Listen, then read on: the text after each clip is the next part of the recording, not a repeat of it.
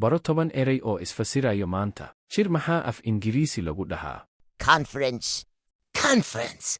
Qiimayn maxaa af Ingiriisi lagu dhahaa? Assessment. Assessment. Ku baro luqadda Ingiriisiga si lacag la'aan ah oo hel 4 buug oo isfasirayo iyo muuqaaladooda nagala soo xiriir WhatsApp nambarka borofiilka saaran. La xiray maxaa af Ingiriisi lagu dhahaa? Arrested. Arrested.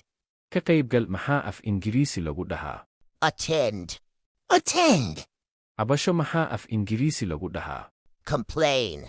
Complain. Walaac maxaa af Ingiriisi lagu dhahaa? Concern. Concern.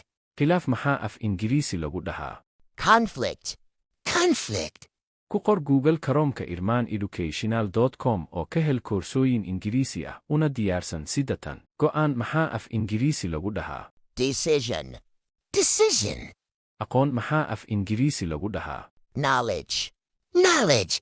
Luqad maxaa af Ingiriisi lagu dhahaa? Ku soo qor kommentiga sidoo kale casharka laag saar siina sheer garay mahadsanid.